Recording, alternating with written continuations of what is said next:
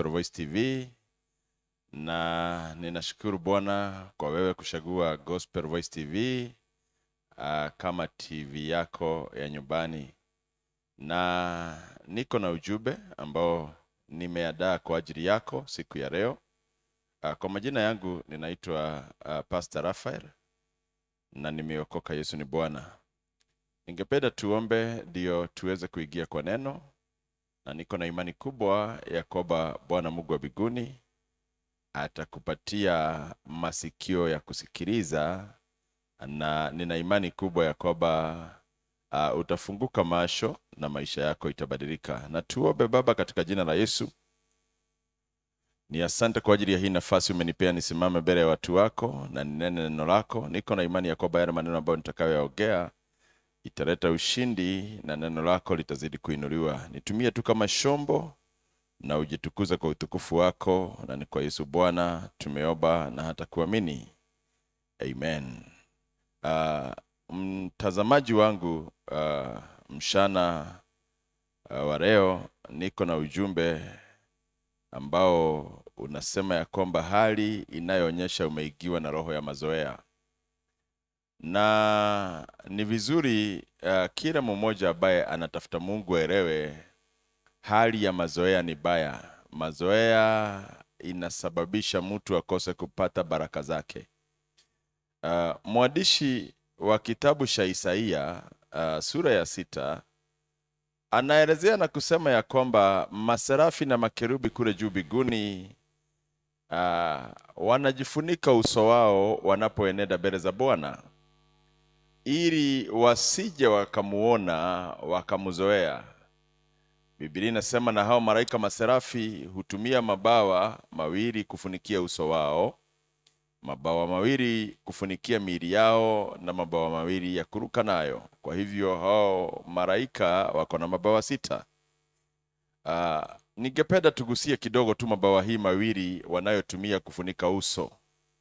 Ni ishara ya kuonyesha heshima ya juu kwa Mungu wanapomkaribia, hivi kwamba hawaonyeshi ishara na dalili ya kana kwamba wamemzoea Bwana Mungu wa mbinguni. Na pia Biblia inasema katika kitabu cha Ufunuo ya kwamba wazee 24 wanatoa taji zao kwa vichwa vyao na kuzitupa chini na kuinama na kutangaza, mtakatifu, mtakatifu, mtakatifu ni wewe. Hivi ni kusema ya kwamba mtu yeyote ambaye atapata uweza na uwepo wa kukaribia Mungu, lazima kama mtakaa naye kwa kipindi kirefu, uondoe roho ya mazoea. Hivi ni kusema ya kwamba kama uko na mzazi ambaye Biblia inasema pia ni Mungu wa pili katika uso wa dunia, maandiko inasema ya kwamba mazoea iko na shida. Na ni vizuri tuongee kutoka kitabu cha Waamuzi 16 na mstari wa 19. Biblia inaongea kuhusu mtu ambaye anaitwa Dalila na Samson. Na Samson ni mtu ambaye alikuwa na shida katika utendakazi wake. Samson ni mtu ambaye anaandamwa na Dalila kwa mara mingi, Dalila akitaka kujua nguvu ya huyu mtu iko wapi. Ni vizuri tuelewane ya kwamba Dalila alikuwa na mission, ni kazi amepewa na wazee wa Kifilisti. Maana huyu mtu anatuweza na kila binu tunajaribu kumshika inatushinda, lazima tujue hii nguvu ako nayo, kwani huwa anaitoa wapi. Na kwa hivyo Dalila akawa na mission. Anamuuliza ni nini tutafanya ndio hii nguvu yako tuweze kujua iko wapi. Samson anamfisha, anamwambia kwamba nikifugwa na kaba kwa mikono ambayo ni kaba mpya, nguvu zako zimeisha. Dalila anafanya hivyo, anamfuga mikono na kamba. Lakini akiambiwa Wafilisti wamekuja, anainuka na katakata zile kaba mpya. Anamwambia hapa umenicheza, nguvu yako haiko hapo. Anamwambia sijui nikifanyiwa kitu fulani, nifanyiwe kitu fulani. Akajaribiwa mara mingi, lakini kufikia hapa akawa amesukumwa sana na Dalila, mpaka ikabidi amwambie ukweli ya kwamba mimi nimezaliwa nikiwa Nazarite na kichwa changu hakijawahi nyolewa. Lakini uhusiano ile anatafuta ni ya kwamba ni nini hii huyu mtu ambaye anaitwa Samson amemzoea Mungu. Maana tunaongea kutokana na hali ya mazoea. Maandiko inasema Waamuzi 16:19, Biblia inasema Dalila akamfanya alale usingizi magotini pake, akamwita mtu akamnyoa vile vishungi 7 vya nywele za kichwa chake. Akaanza kumsubua ili aamuke, nazo nguvu zake zikamtoka. Mstari wa 20, yule mwanamke akamwita Samsoni, hao Wafilisti wanakujia. Ni kama vile alikuwa anaambiwa wakati ule mwingine, Samsoni, Samsoni, Wafilisti wanakujia. Akaamuka toka usingizini akasema, nitatoka nje kama hapo awali. Hii ndio inaitwa mazoea. Nitatoka nje kama hapo awali. Kwa hivyo hapo awali alikuwa anatoka nje, anawashambulia na anawashida, lakini hali hii ni tofauti. Nitatoka nje kama hapo awali, nitawakugutia mbali na kuwa huru. Lakini hakujua kuwa Bwana amemuwasha. Ni vizuri tuseme hivi ya kwamba mazoea ni katika ile hali ya mtu kufanya kitu bila kujali. Mara ya kwanza ulikuwa unafanya ukiwa unajali, ukiwa mwangalifu zaidi, ukiwa unajali matokeo, lakini inafika mahali inakuwa sasa haujali. Mazoea iko na hatari zake. Unakuta mtu ameoa na ameamua kwenda nje ya doa, awe ni mke ama ni mume, maana wote kwa kizazi hiki huwa wanaenda nje ya doa, na kila mmoja anajua ya kwamba hili jambo Mungu analishukia, lakini sasa ni lazima nifanye hivi, na anasema ya kwamba sitaonekana, sitajulikana, halitakuwa na effect yote, na mtu anaonekana kwamba Mungu hakuona. Mtu anaonekana kwamba Mungu hakuona. Kwa sababu gani? Mungu na rehema zake anavumilia vitu mingi ambazo wanadamu huwa tunafanya, na kwa hivyo mwishowe inakuja kukuangamiza. Maana maandiko inasema ya kwamba mtu akihusika katika hizo vitendo atabakishiwa chakula peke yake. Kwa hivyo ishara ya kwamba kuna biashara za watu zimefilisika. Zilikuwa zinanawiri, zilikuwa zinafanya vizuri, mwishowe zikafilisika kwa sababu ya kitendo kimoja ama matendo ya aina mbili ambayo inasababisha Mungu akuondokee. Samsoni hakujua ya kwamba kuna kitu kitafanyika, na kwa hivyo katika ile hali ya mazoea anasema ya kwamba nitafanya tu kawaida, si walijaribu tena, lakini haikunishika. Ili hali uhalisia ni huu ya kwamba mazoea iko na hasara, iko na hasara. Mwandishi wa kitabu cha Daniel chapter 1 and verse 4, wakati Nebukadneza mfalme wa Babiloni alikuwa ameteka nyara watu wa kutoka Juda na Jerusalem, kuna vitu alisema, akasema mnitafutie vijana ambao watashaguliwa wafundishwe lugha ya hapa, ambao nitakuwa ninawatumia katika kutekeleza wajibu wa kiserikali. Na Biblia inasema akapeana hizi qualification, akasema nitafutiwe vijana wanaume wasio na dosari mwilini, au hiyo Biblia ya Kizungu inasema without any physical defect, na anasema wenye sura nzuri, mtu ambaye akisimama anaeleweka ni sura yake ni sura inapendeza. Akasema wanaoonyesha kipaji katika kila aina ya elimu, ya kwamba sio mtu ambaye atakuwa nakielezewa vitu mingi na hashikanishi. Kwa hivyo ni watu ambao wana hekima, ama ni watu ambao wanaelimika haraka, ni mtu ambaye anashika mafundisho haraka. Wenye ufahamu mzuri, they are quick to understand. Mstari unaofanya wepesi kuelewa. Na jambo hili anasema na waliofuzu kuhudumu katika juba la kifalme. Hii ni kusema ya kwamba ni watu watakaa karibu na mfalme na hawatamzoea. Ndio hiyo anasema hapo, waliofuzu kuhudumu katika juba la kifalme. Kwa hivyo kuna watu hawawezi kufuzu kuhudumu katika palace. Kuna watu hawawezi kaa na mfalme. Kuna watu hawawezi kaa na mtu mkubwa, maana wakikaa na mtu mkubwa watamzoea na watashindwa kupokea hadhi ya mabaraka kutoka kwake. Kuna watu wakikaa na mfalme, uhalisia wao hautawaruhusu, kwa sababu utakuta ya kwamba baada ya kukaa na mfalme kwa muda fulani, tabia yao huwa inabadilika, mienendo yao huwa inabadilika, matamshi yao huwa inabadilika. Nimeenda kwa hoteli siku moja kukula chakula cha mchana, na yule mhudumu ama yule waiter aliyenihudumia nikiwa pale akatusafu vizuri mpaka nikaona huyu ni waiter mzuri, ako na heshima. Lakini pale pale mwenye hoteli akaingia na akamuuliza maswali fulani, vile alijibu niliashwa nikiwa na shaka. ya kwamba huyu amejibu kama nani. Yani unaweza jibu mkubwa wako design hiyo, kwani wanajuana zaidi ya hapa kwa hoteli. Maana kama sisi customer ametuhudumia vizuri na ametusawa vizuri, lakini inapofika katika hali ya kuogea na mwenye hoteli, nikasikia matamushi na majibu yake ni ya kifedhuli. Hakujibu kama mtu ambaye majibu yake iko na heshima ndani yake, na kwa hivyo ikanipasa niulizie zaidi. Nikauliza, na je, huyu dada kwani amekaa hapa kwa muda? Nikaabua tangu hii hoteli ifunguliwe, na huyu ambaye anarani hoteli saa hii sio aliyeifungua. Hoteli ilifunguliwa na babake, na huyu alikuwa na serve na baba, na sasa baba ameritaya akaashia mtoto, sasa mtoto ndiye ana serve. Na kwa hivyo, kwa sababu ya kuhudumu pale katika kipindi cha muda fulani, hali ya mazoea ikamuingia. Mazoea ni baya.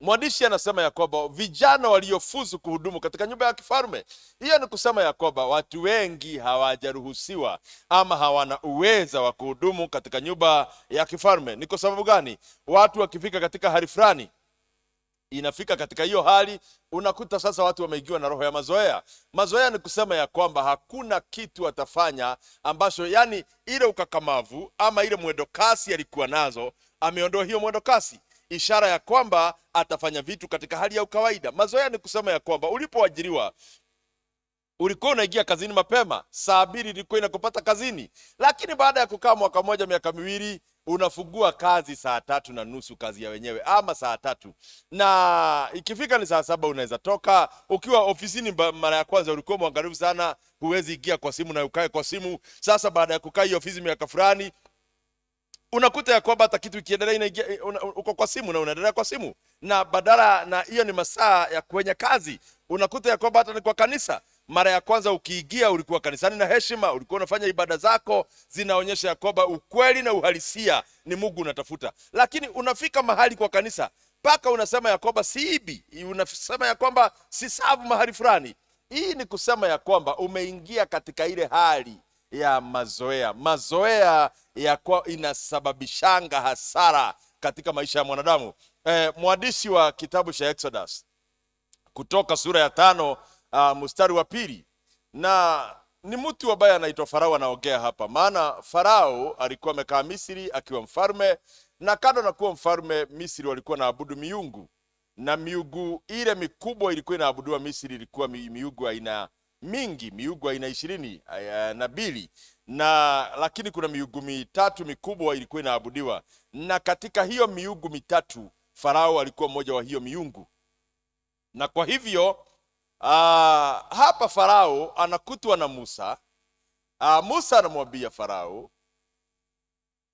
Bwana Mungu wa Israeli, hebu tupatie mstari wa kwanza, tuanzie mstari wa kwanza ndio uweze kuelewa.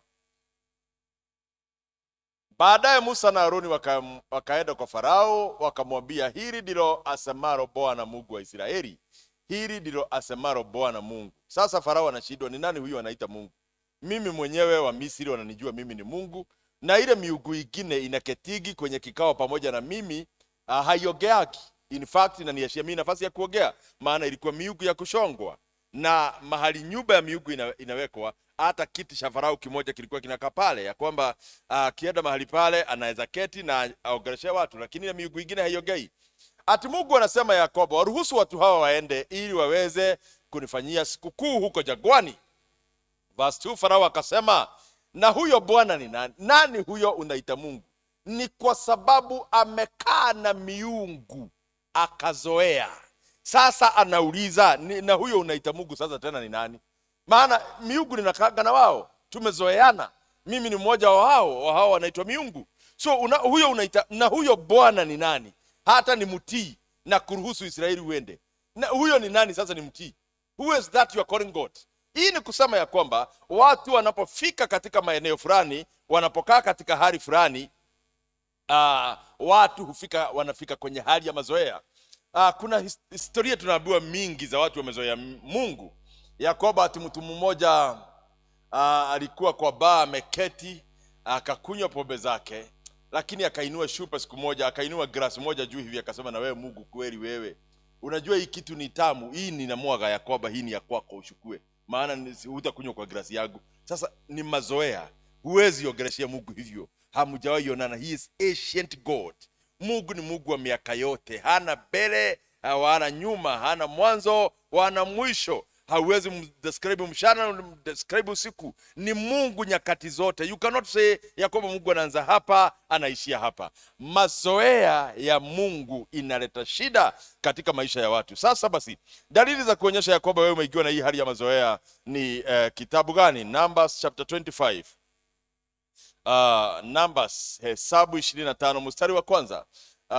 Hali ya kuonyesha ya kwamba umezoea Mungu ni ya kwamba hauna woga tena unapokuwa umesimama mbele ya Mungu. Hauna woga tena ukisimama mbele ya Mungu. Hiyo ni kusema ya kwamba hali ya mazoea ishaingia. Hauna woga tena ukisimama mbele ya Mungu. Na mimi niongeleshe watu wa priest, maana wanasafu kwa altar, na hii madhabahu ni altar ambayo imeinuliwa kwa jina la Mungu wa mbinguni. Unakuta mtu ni mlevi lakini anasimama kwa altar na haogopi na ametoka kwa pombe. Na ili hali Mungu anasema ya kwamba ninashukia hii kitu moja, ninashukia ulevi. Kwa hivyo mtu ambaye mwenye uoga anaelewa ya kwamba nikilewa sifai kusimama kwa madhabahu. Mungu anasema ya kwamba ninashukia hali ya umaraya, na akasema hawa hawataingia mbinguni. Kwa hivyo unakuta mtu anafanya hali ya umaraya, lakini muibaji mzuri ako na kipaji ama kipawa cha uibaji, na kwa hivyo atakuja asimame tena kwa madhabahu na aimbe, lakini haimudhuru, haimuaffect na haogopi. Kwa sababu gani? Kwa sababu ameigiwa kwenye roho na hali ya mazoea.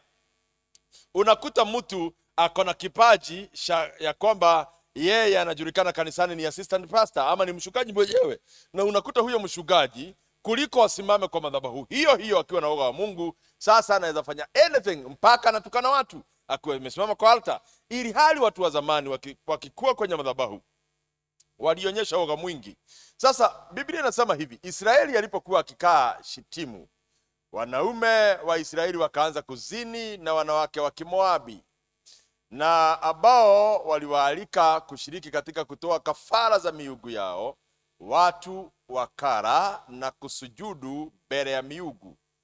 Walipokuwa mahali fulani wa Israeli, ndivyo Biblia inasema ya kwamba wakaanza kushiriki katika kutoa kafara kwa miungu.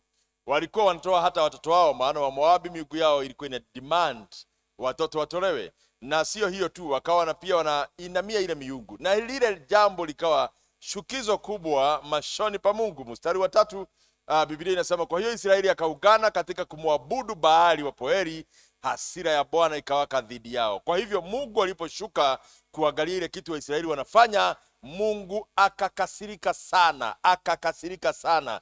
Kwa nini hawa watu wanafanya jambo hili, na mimi ni Mungu wa mbinguni na niko pamoja na wao? Kwa nini hawa watu wanaabudu Baali ili hali ni mimi ninawatetea? Yaani katika hii safari, elewa, wako jangwani, hawalimi, hawapadi, hawashughuliki katika shughuli ya chakula, kwa sababu wanajua kila asubuhi tunapoamka, kwenye kabi tutapata nyama asubuhi, kwenye kabi tutapata mana imeanguka asubuhi. Na hivyo hivyo Mungu anashuka kwenye hema ya makutano, anaingia kwa wingu, na wanasikia Musa akiongea na Mungu, ama wanasikia Musa anakuja na wabia katika ile hema Mungu ameshuka, mumeona wingu likishuka na tumeongea na yeye na amepeana hizi instruction. Hivyo hivyo wakiwa hawajui watakula wapi, wakaanza kuabudu Mungu mwingine. Jambo hilo likaumiza Mungu mpaka akakasirika. Biblia inasema ya kwamba wakiwa pale mstari wa 6, hasira ya Mungu ishawaka, maana Mungu ako pale na anaona wakiabudu Mungu. Wakiwa pale Biblia inasema ndipo mwanamume wa Kisraeli akamleta mwanamke wa Kimidiani katika jamaa yake pale mbele ya Musa na mkutano wote wa Israeli walipokuwa wakilia kwenye lango la hema la kukutania. Finehas mwana wa Eliazari mwana wa kuhani Aroni alipoona jambo hili, akaondoka kwenye kusanyiko, akashika mkuki mkononi mwake, akamfuata yule Mwisraeli ndani ya hema, akawashoma mkuki wote wawili pale kwa pamoja. Na maandiko inazidi kusema ukapenya kwenye mwili wa yule Mwisraeli na mwili wa yule mwanamke, ndipo tauni iliyokuwepo dhidi ya Waisraeli ikakoma. Ya kwamba pale wakati Mungu ameshuka na akona hasira, ya kwamba kuna mtu aliendelea kufanya shughuli za umaraya, na jambo hilo likaumiza moyo wa Mungu. Ninaongea hivi ya kwamba wakati unasikia uwepo wa Mungu, iwe ni kanisani, Wakati uko kwako nyumbani unaomba, unasikia uwepo wa Mungu, kuna vitu haufai kufanya. Kuna mambo ambayo unafaa kuelewa ya kwamba Mungu ameshuka na ako hapa. Na Mungu akishuka, tabia ya mtu pale inafaa kubadilika. Maana katika presence ya Mungu kuna vitu mbili Mungu huwa anashuka nazo. Anashuka na neno la baraka ama anashuka na laana. Na ikiwa Mungu atashuka kukulaani, then be sure ya kwamba laana itakushika. Na kama Mungu atashuka kukubariki, be sure ya kwamba Mungu amekubariki. Na kwa hivyo wakati mtu anaona Mungu ameshuka, ama mtu anaelewa ya kwamba Mungu ako hapa, na ili hali ni vizuri tuelewane ya kwamba Mungu ako kila mahali, lakini kuna hali fulani za ibada zinaleta Mungu katika hali kubwa. Wakati kama ule si wakati wa kuchezea katika yale maeneo, ya kwamba hii jambo la huyu Moabi na huyu Muisraeli lilisababisha Mungu atangaza judgment katika kabila la Moabi. Mstari wa 16 Biblia inasema, mstari wa 16 Biblia inasema hivi, verse 16, Bwana akamwambia Musa, watendeeni wa Midiani kama adui na muwaue. Sasa mtu mmoja amesababisha taifa mzima liitwe maadui. Mtu mmoja. Kwa kosa gani? Kwa kukosa wakati Mungu ameshuka. Mimi ninakuomba katika jina la Yesu mpendwa, ya kwamba ni jambo la kibusara wakati unafaa kubehave in a certain way wakati Mungu ameshuka. Wakati Mungu ameshuka, kama uko kanisani, achana masegenyo. Unaelewa Yesu alitetea kanisa siku moja kwa sababu ya tabia ya watu. Tabia ni kusema ya kwamba wakati you are sure you are in the presence of the Lord, tabia yako inafaa kuwa imebadilika zaidi. Tabia yako ibadilika zaidi. Kwa hivyo jambo la kwanza ni ya kwamba ukitaka kujua kama roho ya mazoea iko, ni ya kwamba hata ukiingia kanisani hauna woga wa Mungu. Ukikutana na watumishi wa Bwana hauna woga wa Mungu. Ukikuwa umeonywa jambo fulani, badala ya uadmiti ya kwamba na hapa nimekosea, unaanza kujitetea ukitaka kuprove ni haki yako kutenda vile umetenda, ishara ya kwamba hauna woga wa Mungu. Kwa hivyo dalili ya kusema ya kwamba kuna shida na kuna kasoro ya hali ya mazoea ni wakati woga wa Mungu umekuondokea maishani. Number 2, ni wakati mazoea ni gani? Ni wakati Bwana amekuinua alafu unakosa kuwa mtiifu. Ni tabia ya mtu akiinuliwa. Unapopromotiwa kazini ufanywe manager, unapopromotiwa kazini ufanye mtu mkubwa na mwajiri wako. Tabia ni hii, ni lazima ukuwe mwangalifu sana wakati huo umefanywa mkubwa. Ishara ya kwamba lazima uonyeshe a certain degree of obedience. Ukifanywa mkubwa, kama ulikuwa unaingia kazini saa 2:30, ni vizuri uanze kuingia saa 1:30 ndio uweze kupanga kazi ianze vizuri saa 2:30, maana watu wanategemea wewe umekuwa mtu mkubwa. Hivi ni kusema ya kwamba utiifu wako unatakana ukuwe umeongezeka. Ukitumwa, tumika na upeana ripoti ambayo inafaa. Mtu anapoinuliwa, tabia ni kiburi kinaadama mtu. Kiburi kinakuadama kabisa. Unakuwa mtu mwenye kiburi, unakuwa mtu mwenye maligo, unakuwa ya kwamba huoni watu hawa wengine kama wanafaa. Biblia inasema 1 Samuel chapter 15 and verse 11. 1 Samuel chapter 15 and verse 11. Biblia inasema 1 Samuel chapter 15 and verse 11. Ninasikitika kwamba nimemfanya Sauli kuwa mfalme. Ni kwa nini Mungu anaongea hivi? Huyu jamaa ameambiwa amalize watu fulani na Mungu, na badala ya kufuata vile Mungu anasema, alifuata vile maaskari wamemwambia, na Mungu hakuwa ameongea na maaskari. Kwa hivyo Mungu akaona utiifu wake kwake umepungua, lakini utiifu wake kwa mwanadamu umeongezeka. Na watu wanaongeaga vitu mingi. Ni jukumu lako wakati umeinuliwa na Mungu, usikilize Mungu alikuwa anataka nini. Ni jukumu lako ya kwamba unapoinuliwa na bosi wako kazini, umefanywa manager, umefanywa kiongozi, ukuwe mtiifu kwa hao watu ambao wamekuinua. Sasa basi, Mungu mwenyewe ndiye anajuta hapa, si watu wamejuta. Ni Mungu anajuta, anasema ya kwamba ninasikitika kwamba nimemfanya Sauli kuwa mfalme kwa sababu ameasha kunifuata mimi na hakutimiza maagizo yangu. Kwa hivyo disobedient ni ishara ya kwamba hali ya mazoea imekuingia. Alipoingia hali ya mazoea, Sauli hangesikia Mungu tena. Ndio ukisoma ya kwamba mstari wa 17, Mungu anasema ya kwamba wakati Sauli alikuwa mdogo machoni pake alikuwa ananisikiza. Kwa hivyo disobedient ni ishara ya kwamba wewe hauwezi kusikiliza Mungu tena. Disobedient ni ishara ya kwamba umeingiwa na hali ya mazoea. Maana neno la Mungu ni kama sheria, akishatamka lazima ulitende.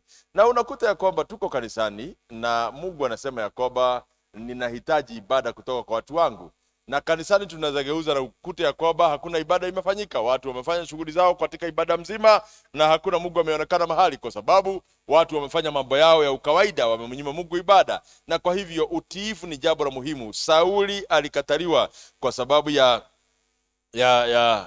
kukosa utiifu. Sauli alikataliwa kwa sababu ya kukosa kuwa mtiifu. Na mimi ningependa nikushauri hivi. Watu wengi wanaonekana kwamba Mungu hakuna kitu anafanya na maisha yao. Ukitizama watu wengi wanaona kama hali ya ukawaida, Mungu hashughuliki, Mungu aliwaashiria, Mungu aliignore. Ukitaka kujua kama Mungu anafanya kitu na maisha yako, chukua picha yako ya miaka 10. Picha uliyopiga 10 years ago. Ukishachukua hiyo picha uiangalie na vile ulivyo siku ya leo, utaona utofauti mkubwa katika haya maisha. Uangalie hiyo picha na uangalie matendo yale Mungu amekutendea all through. Ni watu wangapi wamekufa, ni watu wangapi wameangamia, ni watu wangapi wamefilisika, ni watu wangapi maisha yao imekosa rahadhi, ni watu wangapi maisha yao imekosa raha, ni watu wangapi ambao unajua walikuwa marafiki zako, walikuwa wameinuliwa wamerudi chini. Ukiona hiyo utakuwa mtiifu kwa Mungu. Jambo la mwisho ambalo linaonyesha hali ya mazoea ni mtu kuwa fake witness. Mungu anashukia shahidi ambaye anashuhudia uongo. Mungu anashukia shahidi ama mtu ambaye katika hali ya uhalisia anaongea maneno ambayo haifai. Na mimi ninakuambia kwamba, na ninakuombea katika jina la Yesu, ukuwe mtu ambaye hatakuwa shahidi wa uongo na utabarikiwa. Acha nikuombee. Baba, katika jina la Yesu, ninakutukuza kwa wingi wa fadhili zako na wema wako. Tizama nuru yako na ushindi wako katika maisha yetu. Neno lako limesema ya kwamba kuna vitu aina 3 unaangazia na zinaonyesha hali ya mazoea, hali ya mtu kutokuwa mtiifu, mtu ambaye ni fake witness, na mtu ambaye ameingia mazoea kiwango cha kwamba he does not regard you kama vile Samson alifanya. Ninaombea huyu ambaye amenisikiza siku ya leo ya kwamba atakuwa mtiifu kwako, nuru yako itamwangazia na ushindi wako utakuwa pamoja na yeye. Ninaomba ya kwamba jua la wema limuangazie na maisha ya kila mtu ambaye atakosa mazoea, umbariki na umuinue. Pokea sifa kwa sababu neno lako likitoka lazima litimize kusudi. Kwa hivyo kuna mtu atabadilika na nuru yako imwangazie. Pokea sifa, tawala na utamalaki, na ni kwa Yesu Bwana tumeomba na kuamini. Amen. May God bless you. May God be with you. Ninaitwa Pastor Rafael wa CFF Makutano Meru, na Yesu ni Bwana. Ninaomba usupport hii program kwa kutuma msaada yako kwa hii namba ambayo itatoa Christian Foundation Fellowship Meru. Na hiyo namba ni 222118, ni paybill ya Family Bank 222118. Account number ni 7238 7238 . Ukituma hiyo utakuwa umesaidia mwili wa Kristo na utabarikiwa na kuinuliwa. May God bless you. May God be with you. Bye bye.